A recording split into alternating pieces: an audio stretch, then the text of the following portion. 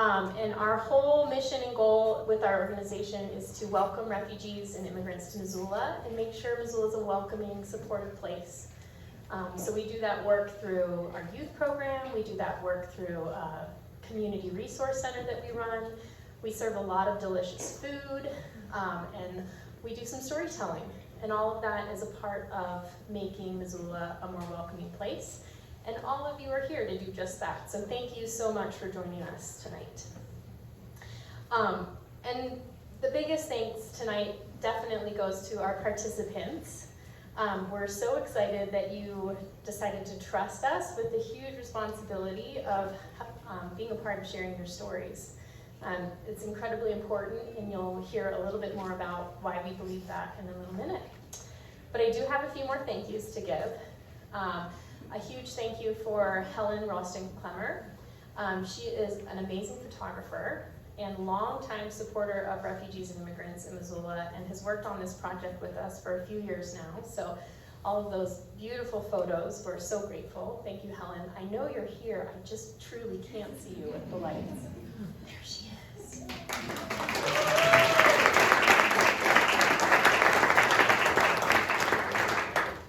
And another shout out to Diego Bexar. He's a longtime advisory council member with South Lane, Missoula, and he helps us with many things tech, including the online portion of this event and making sure that these stories are actually something that we get to share with the entire world through the magic of the internet. So thank you, Diego. And tonight I have a special evening to introduce Melly Slater. Melly is our new communications and outreach manager. She just joined us this year, and she's fit right in, and she's done amazing work, and she did the bulk of the work on this project. She's sat down with each of our participants, interviewed them, helped get the stories together, and written them up. And so the project that you're seeing today, that is Melly's great work. So thank you, Melly. And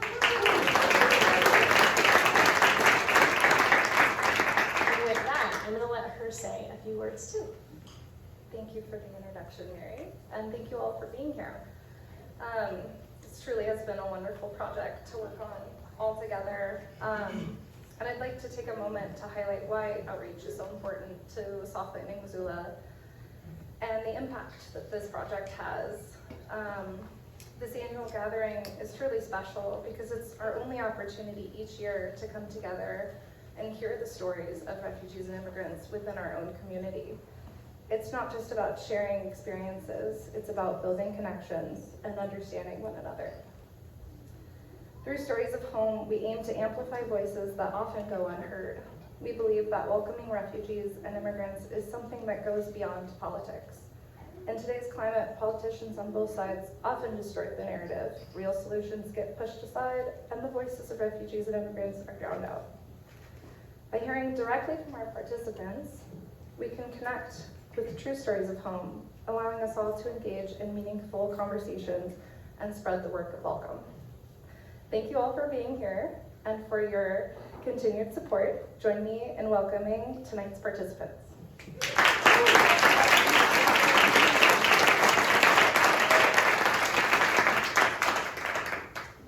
So I want to start with the introduction of each of the wonderful people we have on stage with us today.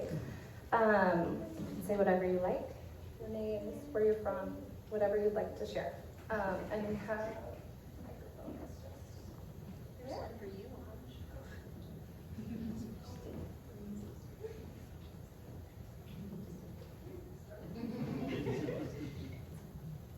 Ange. Hello. Thanks for everybody that you are here to hear our story. I'm Tanya.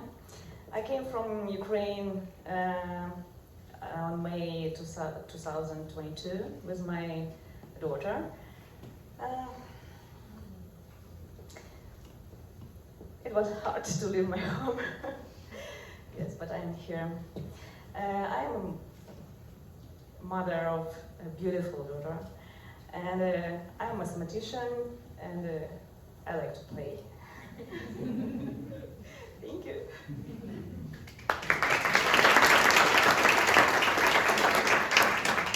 think I should speak after the ladies. Thank you.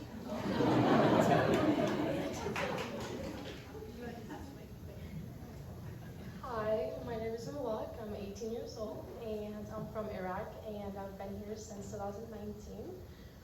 Yeah, thank you guys so much for being here.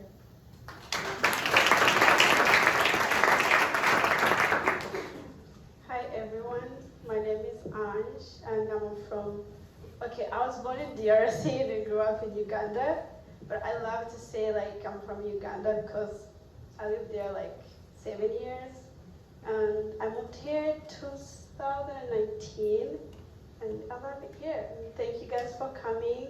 God bless you.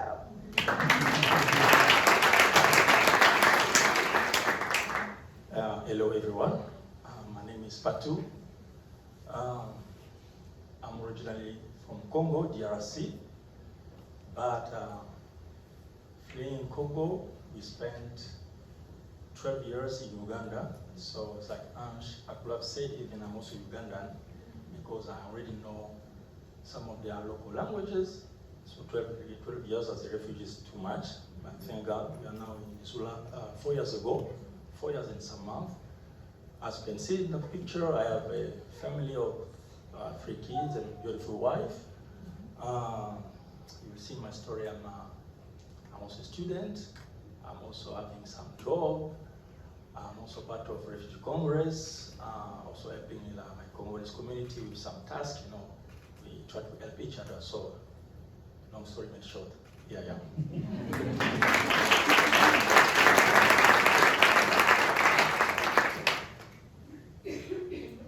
Are co-moderating this panel tonight, so we're going to bop back and forth with some questions for you guys. So the first question that we have, thank you for your introductions, and when you first moved to Missoula, we'd love to hear a little bit about what maybe surprised you about Missoula. Who wants to go first? We can go in any order.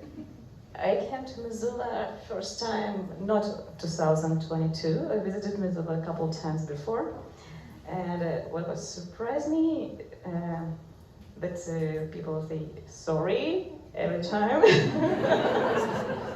At store, I hit one woman by my card and she said sorry first. Oh my goodness. It was my first surprise.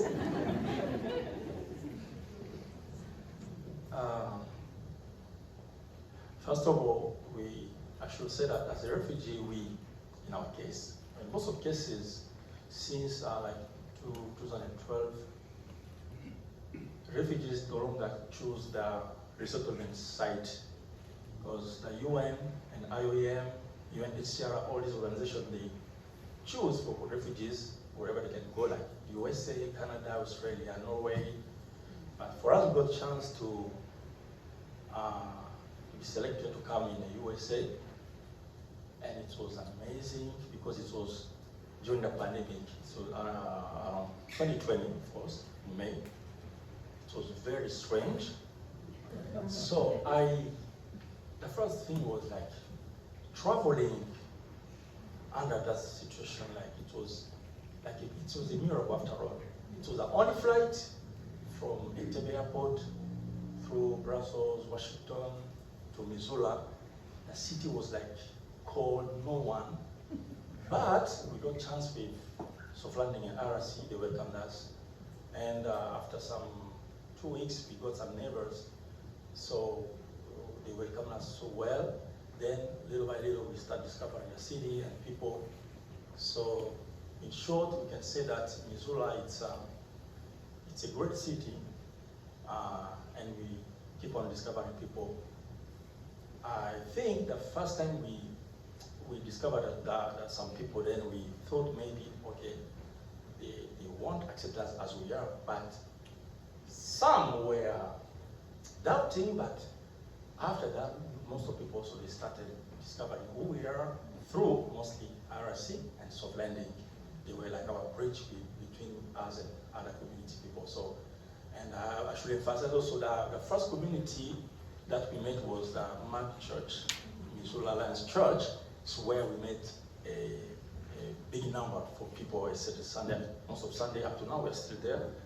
So we thank God for that. We think it's still an amazing place with amazing people. Thank you.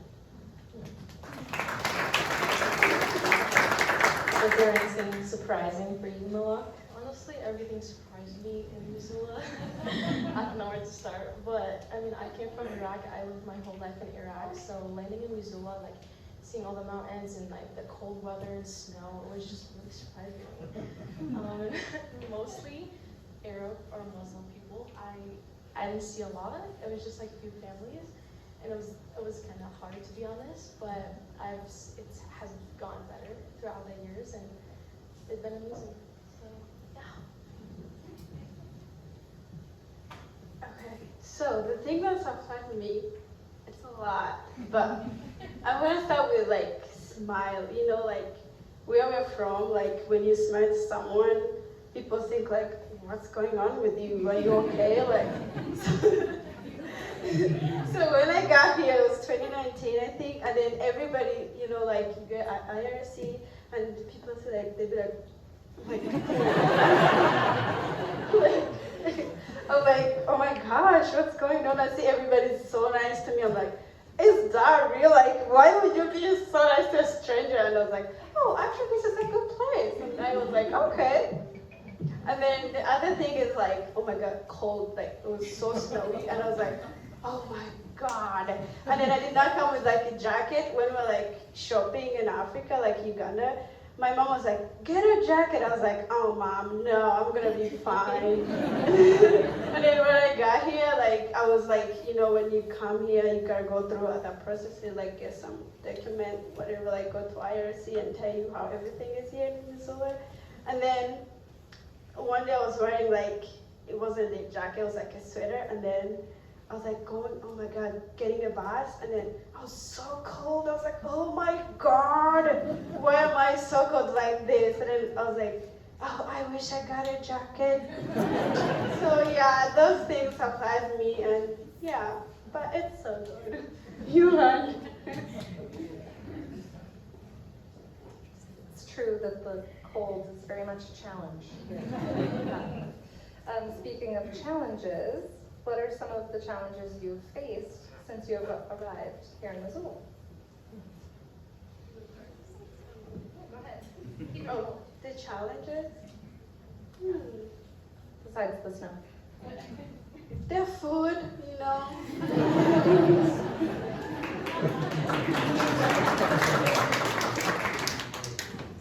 You know, a lot of food in America is so sweet, and like in Africa, you know, you can make food smell good, you know, like put some ingredients, like season it, like, you know, where it's gonna taste good.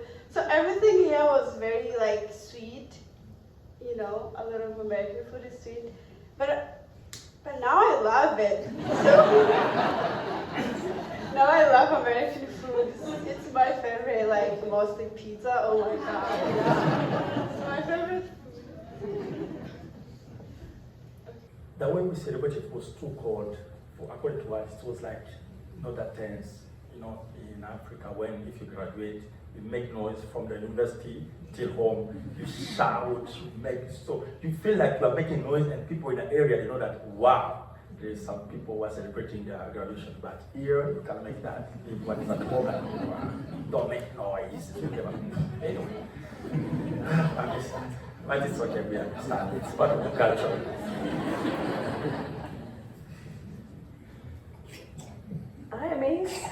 I miss my parents, my sister, my dog who left me with my stepfather,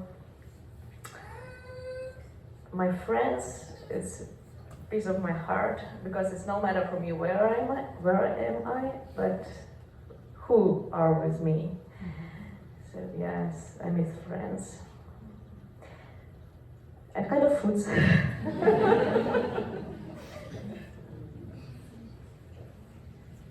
So lots of you talked about missing friends and family back home.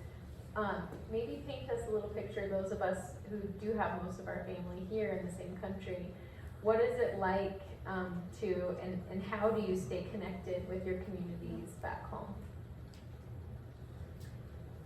So I connect with my family and friends by FaceTime.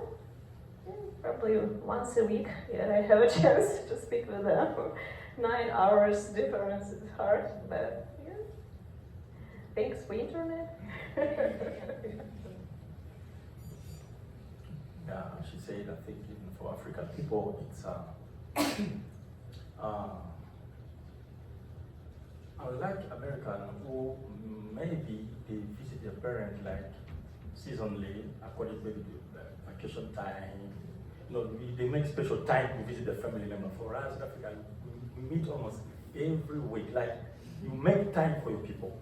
You just create time, you visit everyone, and we have congregations, you have ceremonies, like burial ceremonies, like the way you do that here is different in Africa. So it's all these things keep us in touch. So we connect like that most often. Phones. That's the only way we can communicate with them. Just having them our prayers, saying their name, talking to my parents about them, just like keeping them in our house with us, just like, I sometimes, I sit with my mom in the kitchen, obviously, because that's where all the talks come, in the kitchen. I just sit there and I'm like, oh, remember this? She's like, yeah, they got married. I was like, oh, they're my age. When did they get married? She's like, oh, like, I wish I went there. She's like, yeah, and then like half of my friends are getting married right now. It's crazy. But it's just like calling them, texting. Mostly I do texting, I don't like calls. So texting for me, probably, but for my mom, FaceTime obviously every single day. Her sisters, and my dad too, his parents, every weekend. But yeah, just internet. To me, on social media, you gotta post some picture on Facebook and your friend will be like, oh my god, I miss you. I'm like, oh, I miss you too. So yeah, the social media is like my favorite place. When I go there and I talk to my friends. But I don't have a lot of family, a lot of them died. So like my friends are always like, oh, I wish you were here. And I'm like, oh yeah, I wish too, but I like here more than Africa.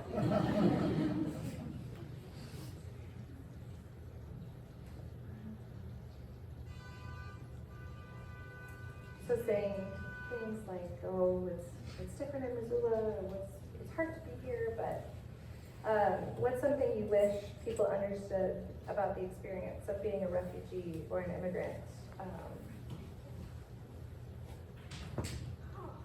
It's so hard when you're like a refugee, sometimes like moving to one place to another, like you're gonna start a new life, and language is gonna be a lot of like, you don't know their language, like, and then it's gonna be so hard.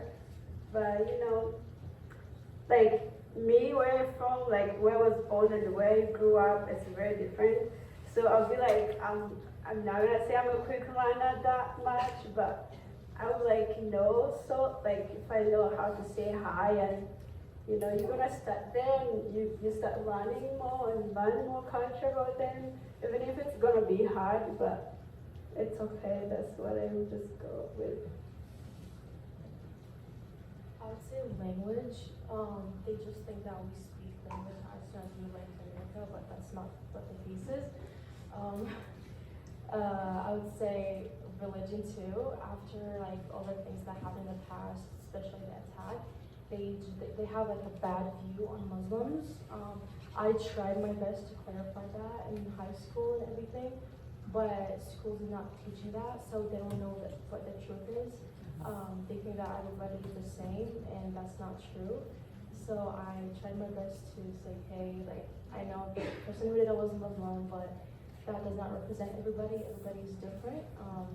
And language too, it took me a while to speak it, and I was embarrassed, I would say, of not speaking it, and like, just not understanding what they say and like tell me, but yeah, that's it.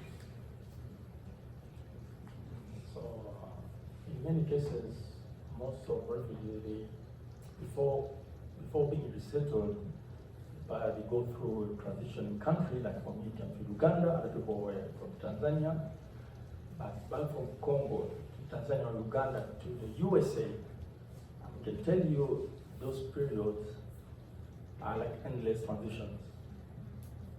Like, for example, for myself, I fled the country in 2008, living to Uganda, 12 years. Doing what? Expecting a settlement, like I can get a better country, better place for my life. So 12 years of expecting, waiting, I don't know. It's very hard, and Africa remains Africa. So many realities, things are not that easy. And then coming to the USA, it's another story. So yeah, it's very hard being a refugee. But as you said, people have different background, a different way of thinking, but I think most of us are realistic, knowing that once we are in the USA, we need to rebuild our life. We need to adapt ourselves to the culture to make a better life.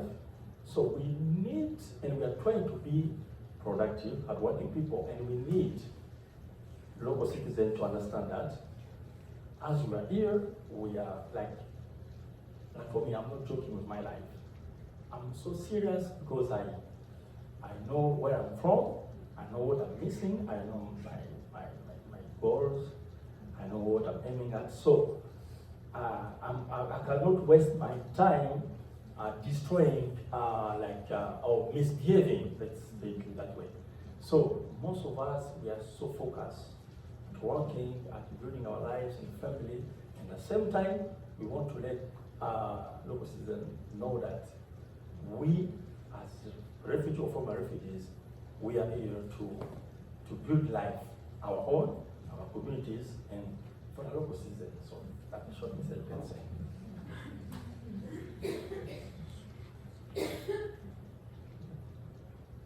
So if you're a refugee, this means that you crossed your old life and started to build new.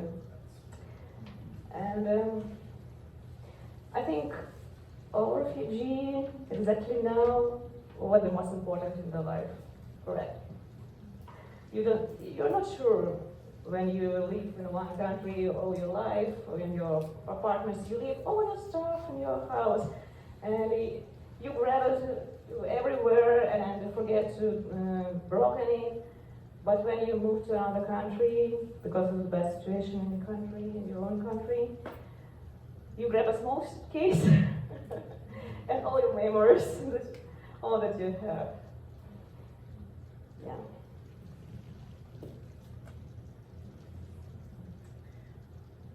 So this is a great way to transition into our next question, and it's actually our last question this evening.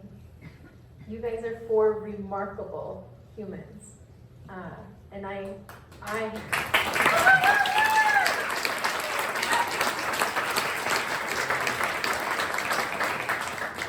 through these stories, even though we hope we've done a good job, there's so much about you and your lives that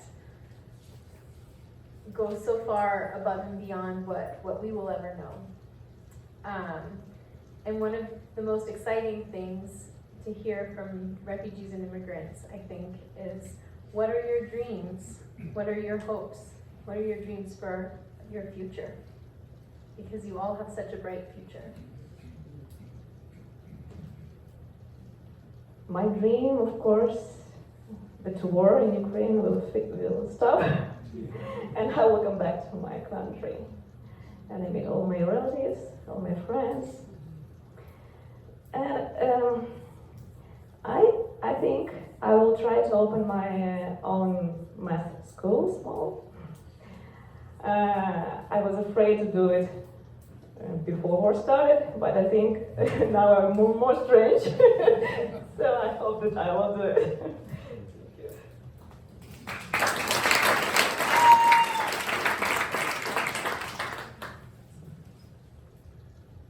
Okay, I don't know if I can put it, but I aim at having a better job. Because the job that I'm having right now is not, it's an entry-level job. That's why I'm going to school, and I wish to have a better job that can impact my life, my family's life, and my local community's life. Then, if God wants, I can get a bigger picture of what I can be. But so far, right now, I'm focused on finishing my class with my school, having a real job, then having a better future, because the USA is a really great country of opportunities. I'm reading stories, I've seen people actually are being motivated to see a teacher. I have a teacher, one of my teachers in BMIS. She teaches information and infrastructures.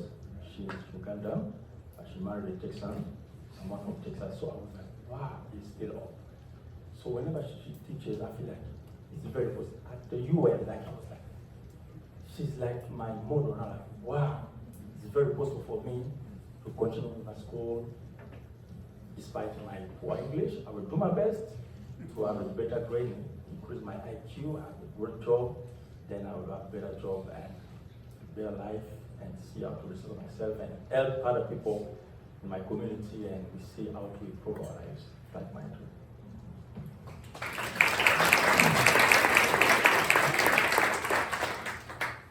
My dream is to pay my parents back. They've worked so hard in the past few years.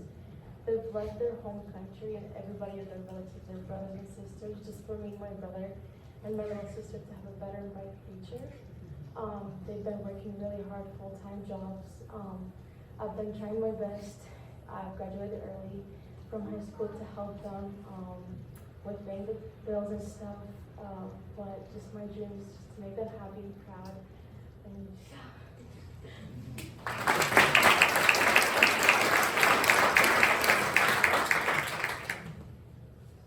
I have so many dreams, but one of them is like, so a lot of people have helped me a lot, and okay, it's gonna be like a real story.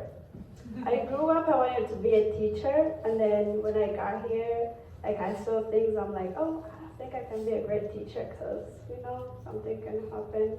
And so I decided to be, and like, I'm like, my dream is to become a nurse, because I want to help people, and, you know, pay, like, it would be like paying people who helped me, because me coming here, I did not pay anything.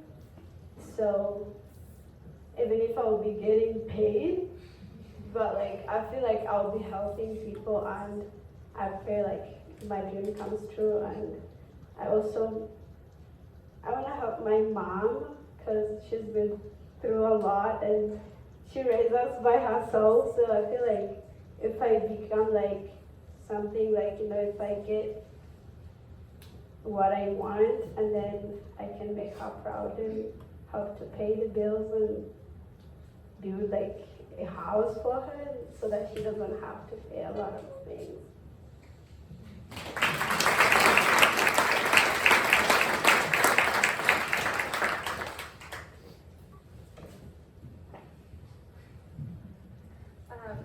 Thank you all for sharing all your stories and your definitions of home and what you miss and how much you love it here and Bordeaux or where you're going next. It's been a truly wonderful experience, and thank you all for coming and sharing this evening with us. If you haven't gotten a chance, we have there are 4 stories. You can either scan the QR code, or we have the printed versions as well. Their stories are truly remarkable, so thank you all.